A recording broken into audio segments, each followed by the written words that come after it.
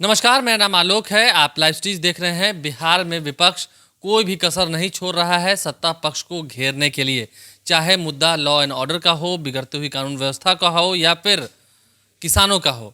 किसी भी मुद्दे पर विपक्ष जो है मजबूती के साथ प्रदर्शन कर रहा है, सरकार को घेर रहा है।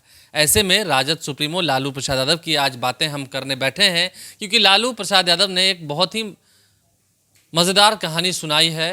पता है वो इस वक्त रिम्स में एडमिट हैं, सजायाफ्ता हैं। उनकी जमानत याचिका पर सुनवाई भी होनी थी, लेकिन सुनवाई जो है वो टल गई है। 21 जनवरी 2021 को सुनवाई की तारीख है। देखते हैं उस दिन क्या होता है। हालांकि आरजेडी समर्थक ये कह रहे हैं कि उन्हें ज़रूर जमानत मिलेगी। खैर, अब कहानी पर आते हैं। लालू प्रसाद यादव ने आज अपने सोशल मीडिया के माध्यम से कहानी एक साझा की है। बहुत पहले की बात है। एक राजा हुआ करता था। आप तस्वीरें भी देख रहे होंगे, उन्होंने क्या कुछ लिखा है। एक बार एक राजा को यह जानने की दिलचस्पी हुई कि उनकी प्रजा में कौन लोग एक जागरूक और सजग नागरिक हैं और कौन नहीं। उसने अपने सलाहकारों से मंत्रणा की, आखिर कैसे जागरूक नागरिकों की पहचान की जाए। किसी ने सलाह दी कि आप पूरी प्रजा पर 1 रुपए का टैक्स लगा दीजिए और ये टैक्स जमा करना सबके लिए ज़रूरी कर दीजिए। राजा को यह सलाह अच्छी लगी। राजा ने आदेश जारी कर दिया कि इस तिथि तक, यानी कि किसी भी तिथि तक, एक तिथि निर्धारित कर दी, उस तिथि तक सभी लोगों को 1 रुपए का टैक्स राजकोष में जमा करना है। राजा सोच में थे कि कितने लोगों को इस आदेश के बारे में पता चल पाएगा, क्योंकि वो चाहते थे कि कई लोग आकर के सवाल खड़े करें कि आखिर हम टैक्स क्यों दे रहे हैं।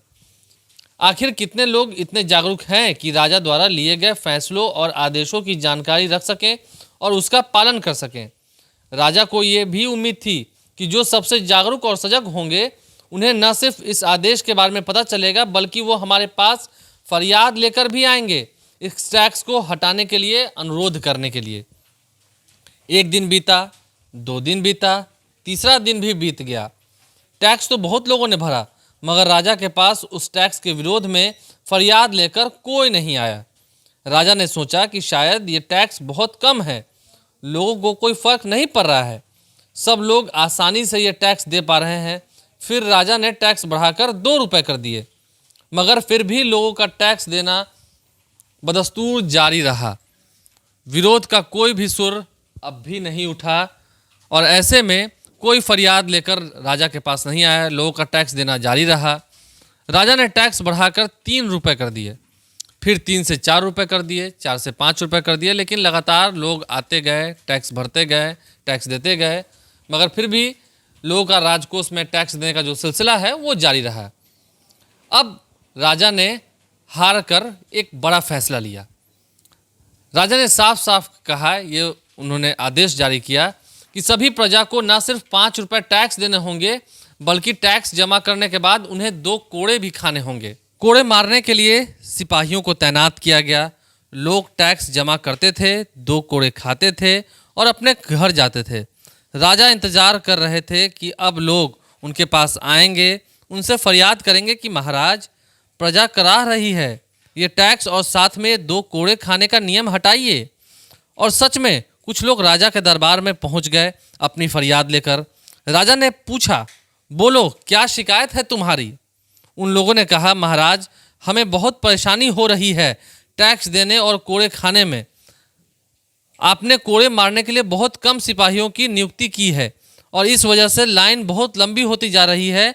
हम आपके पास यह फरियाद लेकर आए हैं कि आप कोड़े मारने के लिए ज़्यादा सिपाहियों की नियुक्ति कीजिए, ताकि लाइन लंबी ना लगे और प्रजा को टैक्स जमा करने और कोड़े खाने में कोई परेशानी ना हो।